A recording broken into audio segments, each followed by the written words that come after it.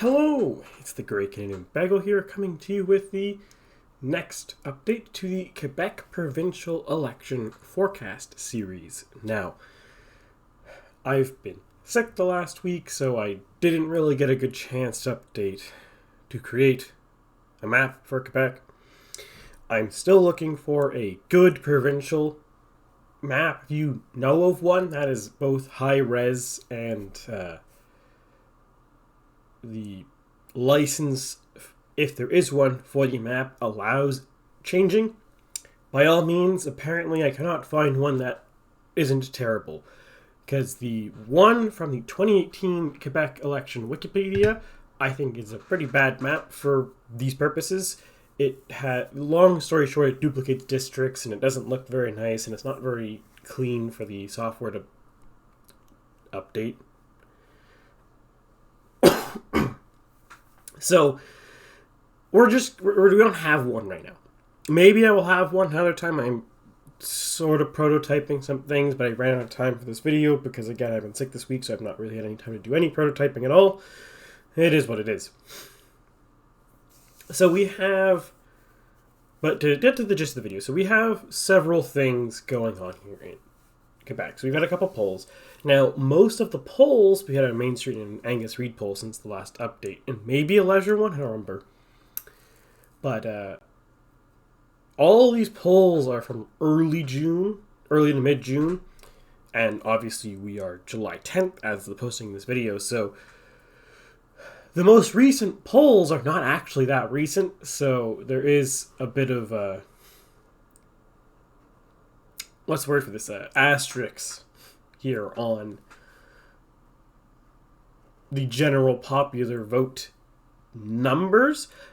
In other words, there's likely a larger margin of error now on all of these than normally. So it's normally my model's roughly 2%. It's not exactly 2%, but to simplify it, because it doesn't matter for almost all purposes, it's 2%. So in this case, since the most recent data is nearly a month old, I'm gonna say we should probably round up and say it's closer to 3-ish% right now. Because really, generally speaking, overall, there's just more potential error that can creep in when the data is older. Makes sense, right? So, what, if anything, has changed then? Well, we can look at the CAQ numbers, or the PCQ numbers, or the Parti Québécois, or the, well, not the Quebec Solidaire. That's a large enough jump that it matters. But other than Quebec Solidaire and the Quebec Liberal Party, there is no statistically significant change in voting support. So you see the PCQ lost just about 0.7, and the CAQ gained about 0.6. So you might think maybe PCQ guys went back to CAQ, because CAQ defectors are the largest single group going into PCQ, but they're also drawing off a lot from the Liberals and lesser extent from Quebec Solidaire and Parti Québécois. But because of the fact that the data is older, I don't actually think that is statistically significant change. So I think we can assume the CAQ and the PCQ are roughly flat. And the Parti Québécois are clearly flat. We're talking about a 0.1. That's irrelevant in the grand scheme of things. Other has changed, probably considering both the scale and the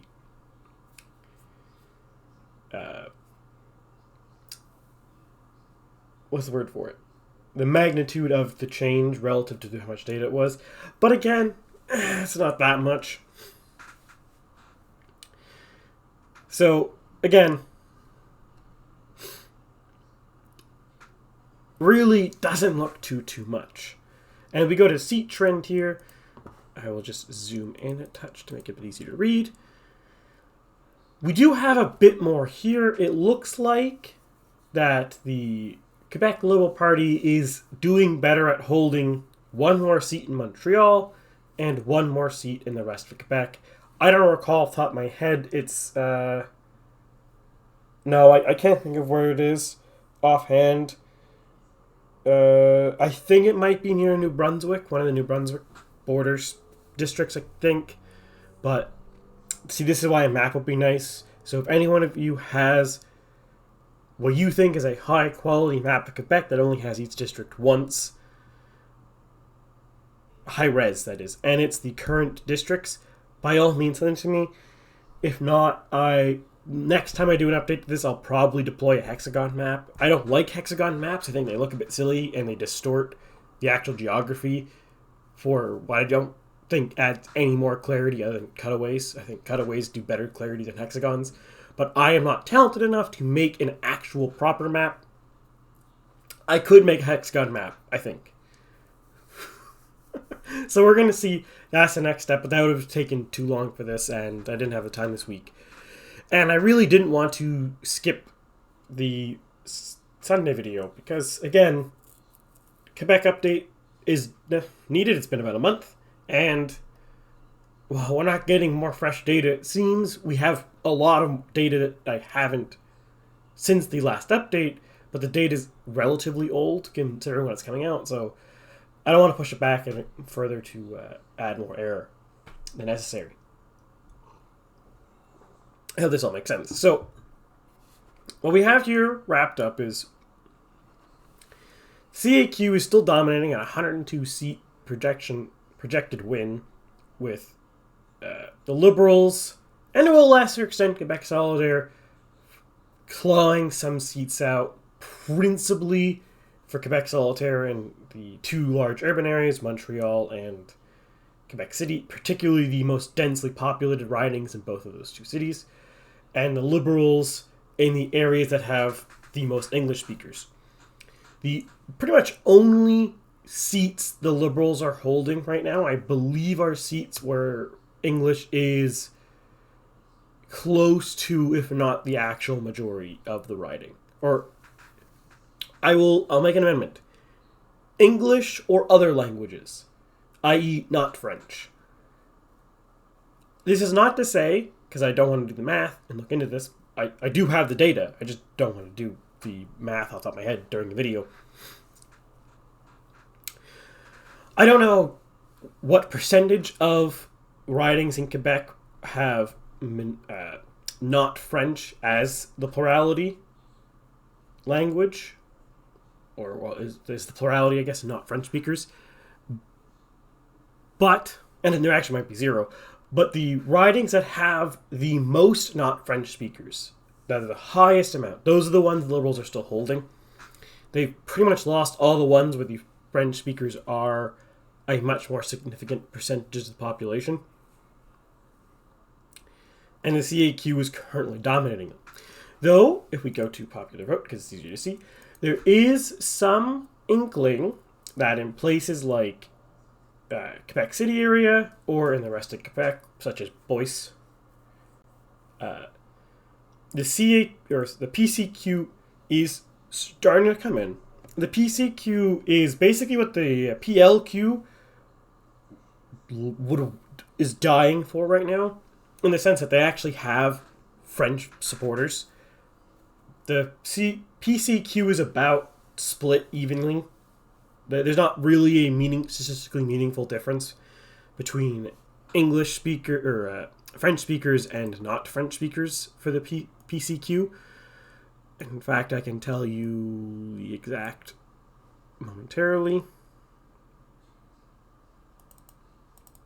They have 15% of French speak. Is that correct?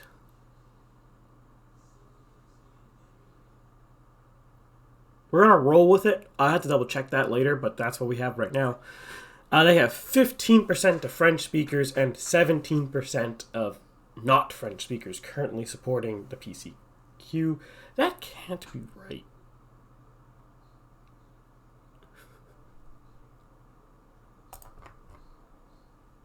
Well, regardless, that's what the data says right here. So it is what it is. Whereas if we look at the the Liberals. They have just shy of 9% of French speakers, but about 49% of not French speakers. So you can really see the difference in where the bases are there. And then you look at CAQ, they have 50% of French speakers and about 17% of not French speakers, roughly speaking. So again, you can see the difference between the two groups. And the much healthier percentage of people who speak French supporting the PCQ really is likely going to drive it forward. Oh, I understand what's going on here. So there's... Okay. Yeah. These numbers do make sense, but they're going to slightly underball the PCQ for various complicated math reasons versus what their actual results are. So the numbers I gave you are the correct proportion relative to each other, but they're just slightly underballed. It's a bit complicated there, but we're rolling with it. Mathematical or statistical models are a lot more complicated than their inputs, naturally, or else everyone would do this. Well, not everybody. I'm sure there's a lot of people who do not care at all. But a lot of more people would be doing this if this was easy and straightforward. So the PCQ has a much healthier distribution of voters right now. The big trick for the party and Eric Dumas, my French pronunciation's bad, and I'm just recovering from a cold, so it's even worse. Specifically Rona, for the record. It wasn't actually that bad, but whatever. So where are we? So their big trick going forward here is whether they can hold these people together, because the growth in support for this party is monumental. Look at 2018, they had 1.38% of the population, and now they're sitting at just shy of 17%. So huge gain in support. So it's a question of, can they hold this together, and can they concentrate enough voters to win seats? Their vote right now is really inefficient by my forecasting, though I will put a very strong caveat on this one. Huge, gigantic, glowing, big neon sign of caveat.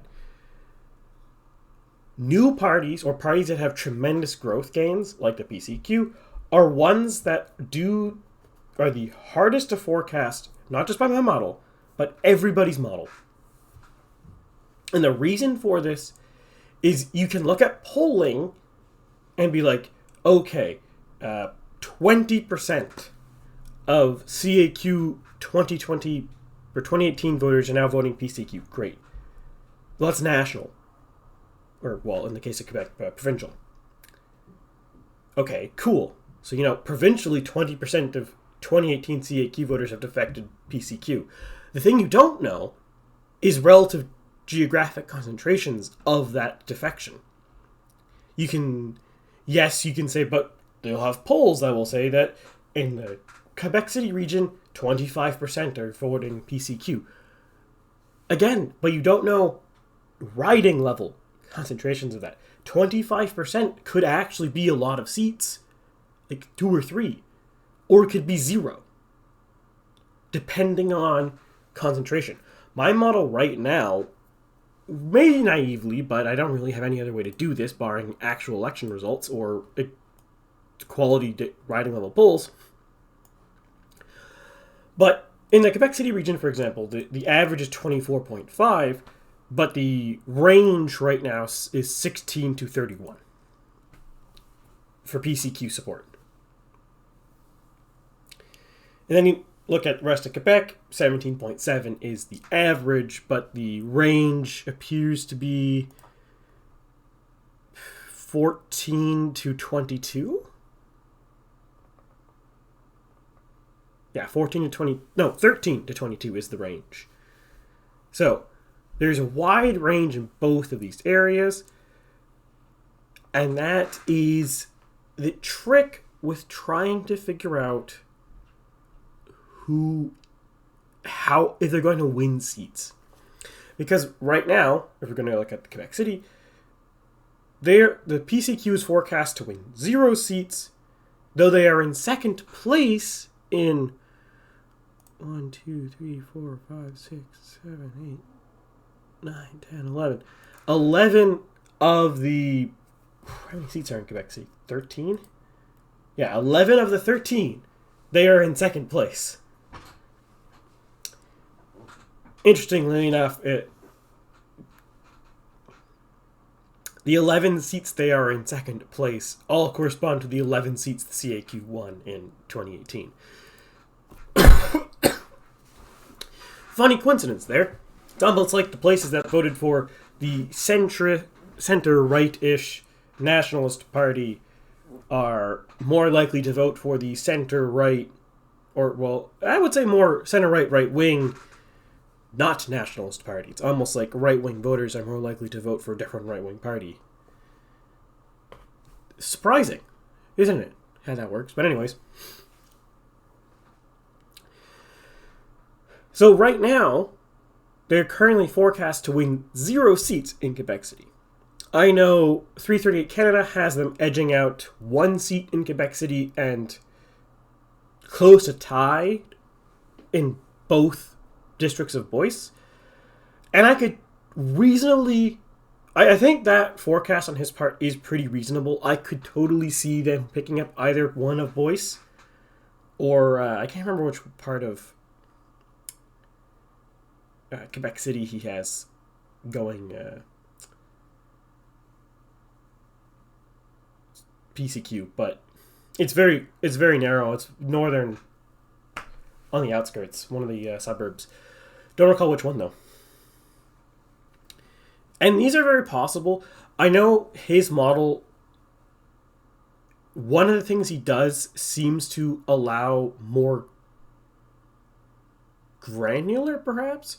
Maybe he has more data going into it. That's very possible. He does have a lot more resources to me, and I do know he does pay for polls sometimes, and there might be Quebec-specific pollsters that you can pay, that regularly do polling, like Nanos, that you pay for and get more data. These are possibilities I might not be aware of. Or he has... I'm not exactly sure what it is, but he does have these extra seats forecast with PCQ. And it's very possible. Because, again, my model always struggles with a party like the PCQ that has such rapid growth. It is much better in areas where you're looking at already established parties. And they're talking about growing or shrinking their base, not radically changing the base. Because again, 1.38% to 17. That is just shy of 16 percentage point gain. That is a radical change to a party. Huge.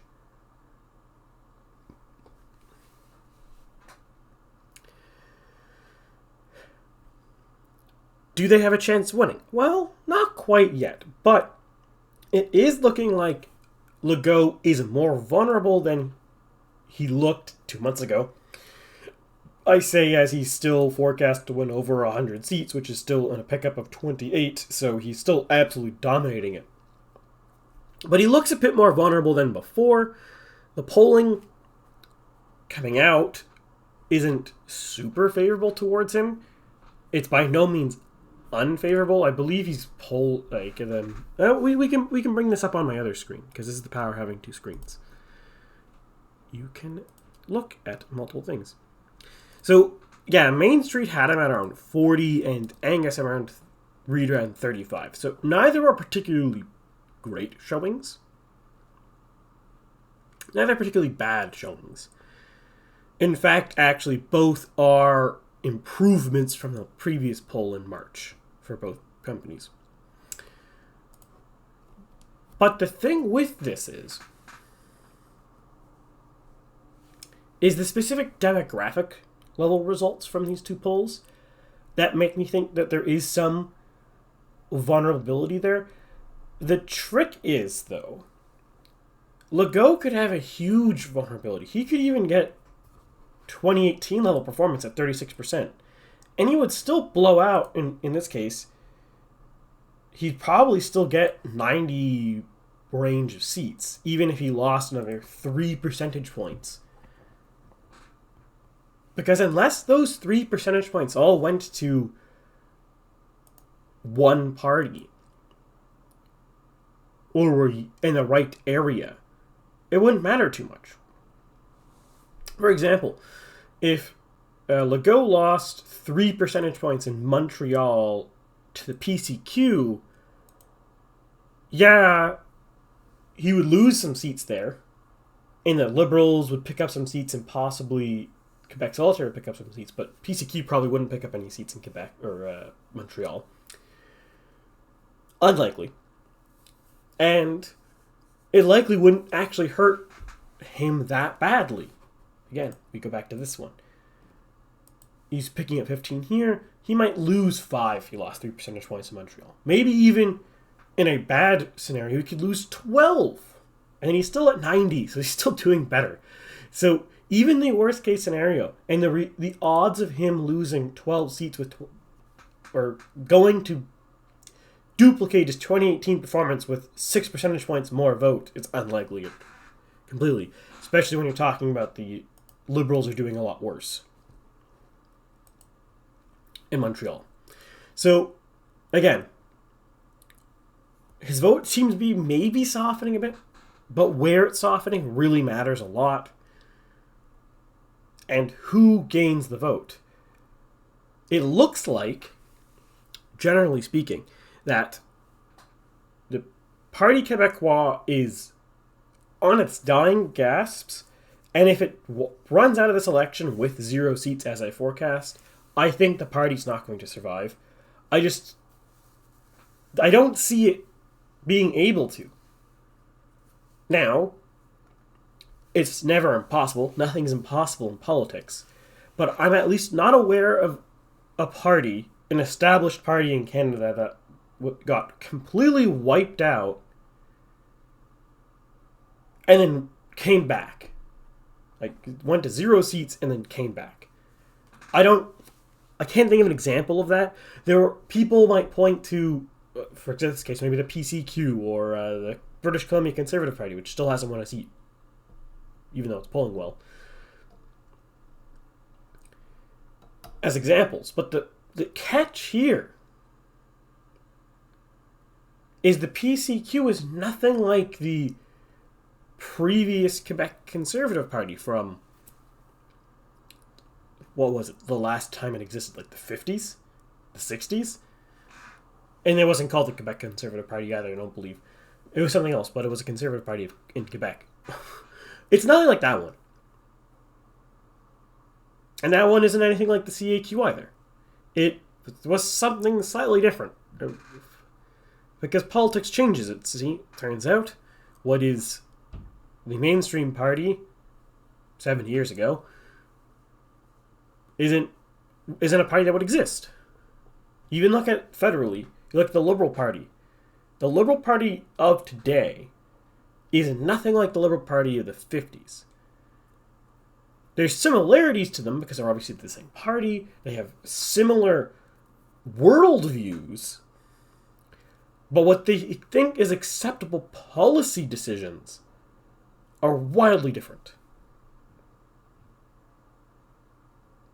You go back even further, you look at the Liberal Party of the 20s and the Liberal Party of the 1920s. Look at the Liberal Party of the 1920s and the Liberal Party of today. It's even sharper, more shocking difference. This is something that is not terribly relevant to Quebec, but is an interesting tidbit regardless. People don't remember, because our history education and schools are terrible in Canada, but prior to the establishment of an army post-World War II, a permanent army, Canada's peacetime army was, in broad strokes, this is an oversimplification, was made up of private citizen militias that got some funding from the feds and some funding from themselves. That was the army. The troops that went to fight the Second Boer War were private militias that were activated by the federal government. the basis of the Canadian military going into World War I were militias activated by the feds. Private citizen militias, including armored cars, artillery, rifle battalions, private militias. The Liberals at the time were happy with that. The Liberals of today would be terrified of the concept of private citizen militias armed with high caliber artillery and armored cars, or cavalry battalions, or actual rifle battalions. No one in Canada today would mentally be able to handle that.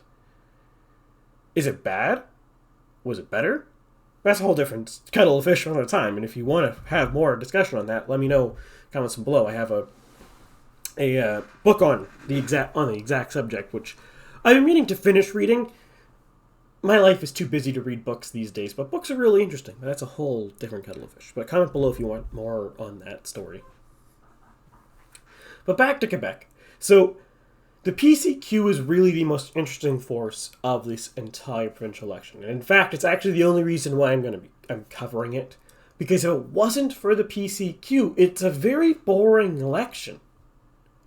The CAQ's coming in with Legault rolling and banking on his relatively high popularity and the unpopularity and abject division of his opposition parties, the Parti Québécois, Quebec Solitaire, Quebec Liberal Party, the bad leadership and division of these parties to basically walk away with a huge victory. That is essentially the narrative, if you ignore the PCQ, of the election. Incredibly boring, because it's basically, there's too many opposition parties to actually appoint an opposition.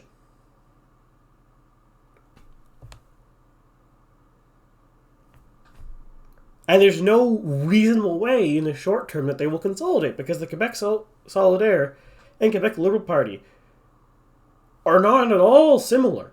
They are very different parties. One is literally a socialist nationalist party, and the other is like milquetoast federalists.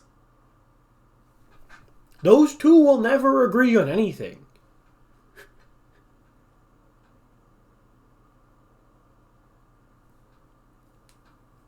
So, there isn't a hope of consolidation there. And the leader of the Quebec Liberal Party, Dominic Anglade, is just terrible. I have no idea what she's doing. I don't think she knows what she's doing. I don't think she understands, A, who her base is, B, how to expand the base, and C, what the heck her policies. She does not seem to have any clear policy prescriptions. She doesn't seem to have any clear stances on anything. She just seems to be like bumbling around like an idiot. You might even suggest, or I might even suggest, she doesn't even have her heart in it, because if she was previously a member of the CAQ who left and joined the Liberals, which, yeah, you can change parties, but if I was a member of the Quebec Liberal Party, I don't know if I would have picked her for my leader because of that. You can join the party and cross the floor or whatever nonsense like that. And I don't think you should necessarily be kicked out of the party. But there's a big difference between letting someone who was previously a member of the other party become your leader. And this is the exact reason why you generally don't do that. It's not because Dominic Anglade has mixed loyalties. I don't think that's the problem. I just don't think she understands what the base of this party wants, like the Quebec Liberal Party. And again, you really saw this with the weird idea that she pushed, like she actively pushed to make Bill 96 harsher. Like why? You're not going to court the soft nationalists to go. What are you doing?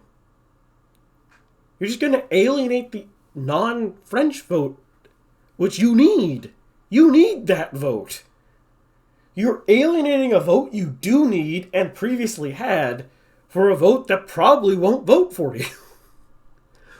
Because again, this is the mistake politicians make everywhere, every day. You saw this with what Boris Johnson was doing in the UK before he's resigned. Dominic Anglade here. Jason Kenney in Alberta. Many politicians in many places make this mistake, and are told federally, where they think that if they adopt some of the policies of their opponent, they can get their opponent's voters to support them. But that doesn't work on specific key issues, which is always the issues that they decide that they can compromise on. When you're talking about soft nationalism in Quebec, i.e. where you want to empower the Quebec province and defend French culture and language in Quebec, the people who really care deeply about that and are voting CAQ and Legault, they have no reason to to vote anything away from Legault. Legault's doing all of those things. And in fact, if your metric for if Legault's doing a good job is he's doing those things, Legault's the most successful premier in a while. He's doing so many soft nationalist things. Especially considering half of his premiership has been through COVID, so he couldn't do as many things as normal because he's been distracted with COVID. He's done a fantastic job of soft nationalism. So the idea that the Quebec Liberal Party was going to encroach on that, that was insane. I don't know what they're doing. And that's why this election would have been boring. I wasn't planning on doing it until the PCQ explode here. Because I still think the CAQ are going to walk away, and this is going to be, seat-wise, a boring election. But the interesting thing here, between the collapsing of the Parti Québécois and the rise of the PCQ, is what happens to the Quebec opposition. Because the gamble of the PCQ,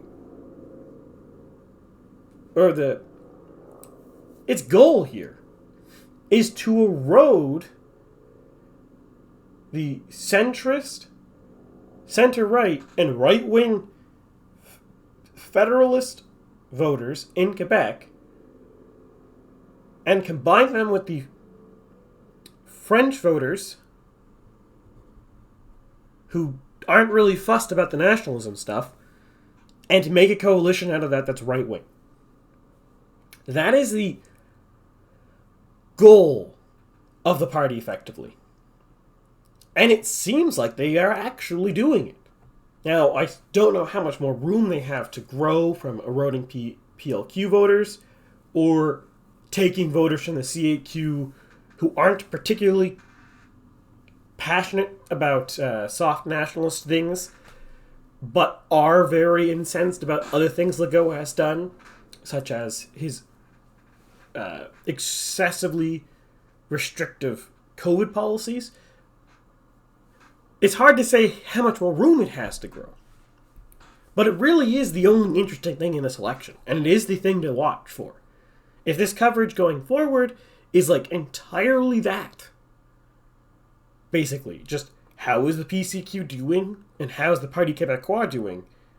Well, say la vie, that's what it's going to be, because that is the interesting question. At least up until Dominic Anglade wakes up and figures out how to actually be a leader of the party. But at the moment, she just looks like absolute fool, and the Quebec Solidaire just looks like it's coasting. I doubt it will outperform 2018. Might not.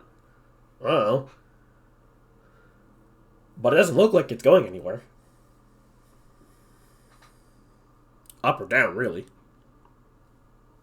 So, if you like that, by all means, like, share, subscribe, comment below what you think. The schedule for this week is hopefully going to be the same for Hot Take Tuesday. Thursday, I have no idea. If there's video, there's video. We'll see. you like this, I mean, I already said that. If you want to stay up to date with stuff on the channel or any memes or whatever or commentary I post outside of videos, you can follow me on Twitter. Or if you don't like YouTube anymore and you hate it, I'm on Rumble. You can go to Rumble and watch me. YouTube's still giving me the main place I'm posting just because I have more followers here, so it's easier. But, Rumble exists if you like that better. And I guess Twitter also exists. Otherwise, I hope you all have a wonderful day.